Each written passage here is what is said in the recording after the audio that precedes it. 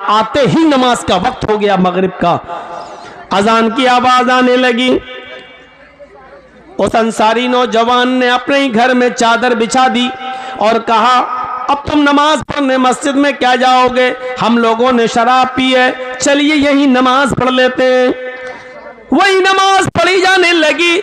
एक सहाबी नमाज पढ़ाने के लिए खड़े हो जाते हैं, शराब के नशे में अल्लाहु अकबर कहकर नियत बांधते हैं और कुरान की आयत पढ़ना शुरू। अल्हम्दुलिल्लाहि रब्बिल आलमीन अर्रहमानिर रहीम मालिकी यौमिद्दीन इय्याका नअबुदु व इय्याका नस्तईन गैरिल मग़दूबि अलैहिम वलद्दाल्लीन। यहां तक गाड़ी सही चलती है। इसके बाद दिमाग झुल्लाने लगा, नशा अपने अंदर काम करने लगा और वो सहाबी कुरान की आयत पढ़ने लगे। जो सूरत शुरू की, पहली रकात सही गुजर गई, इन्ना अतैना कल कौसर फसल्लि लिरब्बिका वनहर इन्ना शानियका हुवल अब्तर। दूसरी रकात में नशा अपने उरूज पर पहुंचने लगा और नशे ने कुछ जगह कुछ पकड़ हासिल कर ली, वलद्दाल्लीन तक गाड़ी सही चली। उसके बाद कुरान की आयत जब शुरू हुई, सूरत कुल या अय्युहल काफिरून ला अअबुदु मा ताबुदून, इसकी जगह पर वो सहाबी कुरान की आयत पढ़ लेते हैं, कुल या अय्युहल काफिरून नहनु नअबुदु मा ताबुदून। मतलब ही बदल गया। शराब के नशे में है और क्या पढ़ रहे हैं, कुल या अय्युहल काफिरून है क्या, ला अअबुदु मा ताबुदून, अय काफिरो मैं उनकी इबादत नहीं करता जिनकी तुम करते हो। लेकिन ये सहाबी क्या पढ़ रहे हैं, कुल या अय्युहल काफिरून अय काफिरो नहनु नअबुदु मा ताबुदून, हम भी उसकी इबादत करते हैं जिनकी तुम करते हो। देख रहे हैं, कुरान कह रहा है मैं उनकी इबादत नहीं करता जिनकी तुम कर रहे हो, और ये सहाबी क्या पढ़ रहे हैं, नहनु नअबुदु मा ताबुदून, हम उनकी इबादत करते हैं जिनकी तुम करते हो। मतलब ही बदल गया। जैसी नमाज अल्लाह अल्लाह करके खत्म होती है, उधर मुहम्मदुर रसूलुल्लाह पर कुरान की आयत नाजिल होती है, या अय्युहल्लज़ीना आमनू ला तक़रबुस सलाह व अंतुम सुकारा, ईमानो वालो तुम उस वक्त नमाज के करीब मत जाओ जब तुम नशे में हो, ईमान वालो तुम उस वक्त शराब के करीब मत जाओ जब तुम नशे में हो, उस वक्त तक नमाज ना पढ़ो जब तक कि तुम जान न लो हत्ता ला तालमू मा तक़ूलून, जो तुम्हारे मुंह से निकल रहा है उसको तुम समझने न लगो, उसको तुम जानने न लगो। जो तुम बोल रहे हो जब तक वो खुद तुम्हारी समझ में ना आने लगे कि क्या तुम क्या बोल रहे हो, उस वक्त तक नमाज के करीब मत जाओ। मेरे भाइयों, जब कुरान की आयतें नमाज में गलत पढ़ी जाने लगी और शराब पीकर लोग फख्र करने लगे, मैं तुमसे अफजल, मैं तुमसे ऊंचा, अरे मैं मुहाजिर हूं, अल्लाह के रसूल कुरैशी, मैं कुरैशी, अल्लाह के रसूल बनु हाशिम में, मैं बनु हाशिम का, तुम अंसारी हो, तुम जाहिल हो, तुम नीची कौम के लोग हो। जब आपस में फख्र गुरूर होने लगा, शराब के नशे में एक दूसरे पर फौकियत दिखाने लगा कि मैं तुमसे अफजल, मैं तुमसे अफजल, तब कुरान की आयत नाजिल होती है, इन्नमल खम्रु वल मैसिरु वल अंसाबु वल अज़लामु रिज्सुम मिन अमलि शैतान, और पूरी जिंदगी के लिए शराब की हुर्मत का ऐलान कर दिया जाता है। अब गवारा नहीं है, क्योंकि जिस चीज को मिटाने के लिए, जिस जहालत को खत्म करने के लिए अल्लाह के नबी इस दुनिया में आए, वही चीज चलने लगी है। इस्लाम में ऊंचा नीचा कोई चीज नहीं है, इस्लाम में तेरा मेरा कोई चीज नहीं है, इस्लाम में अमीरी और गरीबी कोई हैसियत नहीं रखती है, इस्लाम में सब बराबर है। तुम शराब पीकर एक दूसरे पर फख्र करते हो कि मैं तुमसे अफजल हूं, मैं तुमसे अच्छा हूं, मेरी कौम तुमसे, तुम्हारी कौम से अच्छी कौम है, मेरी कौम सबसे अफजल कौम है, ये कहने लगे हो। इस्लाम में इस चीज की और जाहिलियत की, इस बदबू की कोई जरूरत नहीं है। इस्लाम इन तमाम खुराफातों से पाक है, इस्लाम इन तमाम बुराइयों से पाक और साफ मजहब है। इस्लाम ये कहता है कि तुम सब बराबर हो, कुल्लुकुम मिन आदम व आदम मिन तुराब, तुम सब मिट्टी, आदम की औलाद हो और आदम मिट्टी से पैदा हुए थे, तुम सब मिट्टी के हो।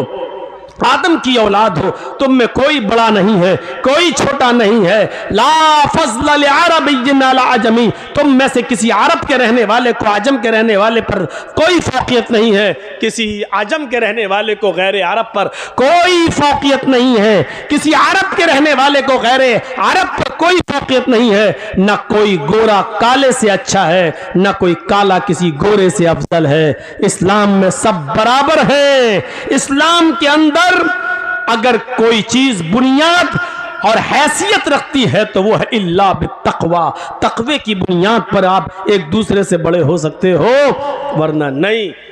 तक़वे की बुनियाद पर, जिसके अंदर जितना तक़वा होगा, जिसके अंदर जितना तक़वा होगा, परहेजगारी, तक़वा, तक़वा,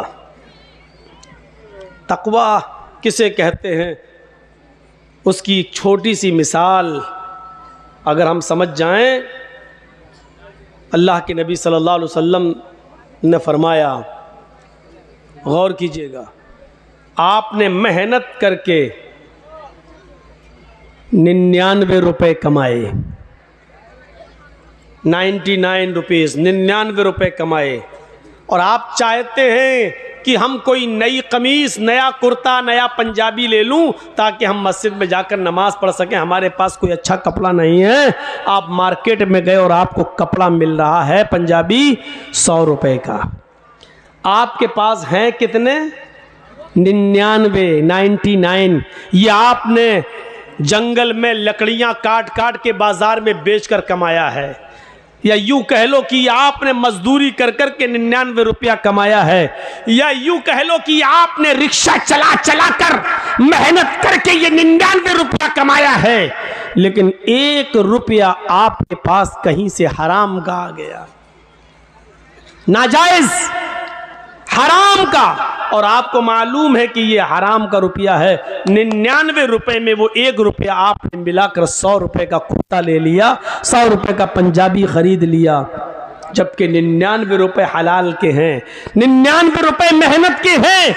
लेकिन 1 रुपया उसमें जो हराम का आपने मिलाकर कमीज खरीदी, अल्लाह के नबी फरमाते हैं, जब तक वो कमीज तुम्हारे जिस्म पर रहेगी, जब तक वो कुर्ता तुम्हारे जिस्म पर रहेगा, अल्लाह के यहाँ तुम्हारी एक भी न फर्ज इबादत कबूल होगी, न नफली इबादत कबूल होगी, तुम्हारा एक भी सजदा अल्लाह रब्बुल आलमीन की बारगाह में कबूल नहीं किया जाएगा। क्यों? पूछा अल्लाह के रसूल, क्यों?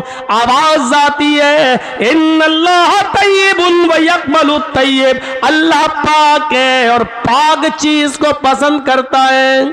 अब आप सोचो कि 99 में, अरे भाई 99 में 1 हराम का मिल गया तो क्या हुआ, 99 तो हलाल के थे।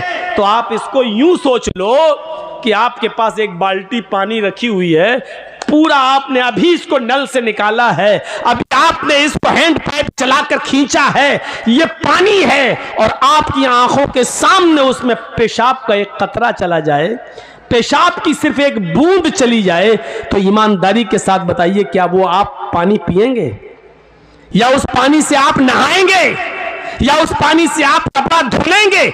अगर आपकी आंखों के सामने उसमें पेशाब की एक बूंद चली जाए तो नहीं, क्योंकि आप जानते हैं पूरी एक बाल्टी पानी पाक है, लेकिन उस एक कतरे ने, पानी के पेशाब के कतरे ने पूरी बाल्टी पानी के को नापाक कर दिया है।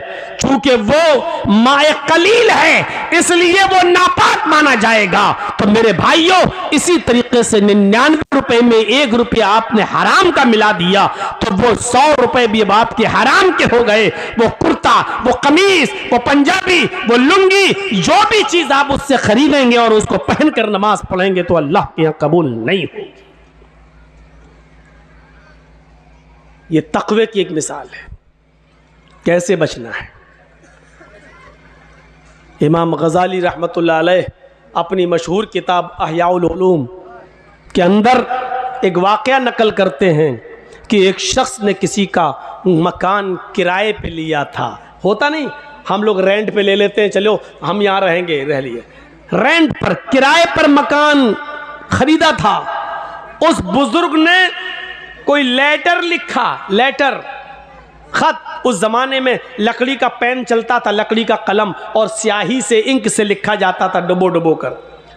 उसने सोचा कि अभी ये ताज़ा ताज़ा ख़त लिखा है, इस इंक को खुश्क करने की ज़रूरत है। तो वो जिस किराए के मकान में रहता था, उस किराए के मकान से थोड़ी सी मिट्टी उसने उठा ली और कागज़ पर डाल दी ऐसे, ताकि वो इंक जल्दी सूख जाए, खुश्क हो जाए। उसने सोचा थोड़ी सी मिट्टी लेने में हर्ज क्या है, ये मकान अगरचे मेरा नहीं है, थोड़ी सी मिट्टी तो ले रहा हूं। मिट्टी, जमीन पर पड़ी हुई मिट्टी, उसने उसको लिया और लेटर पर, कागज पर ऐसे डाल दिया। रात में उस बुजुर्ग ने ख्वाब में देखा कि उसके ख्वाब में कोई फरिश्ता आ रहा है।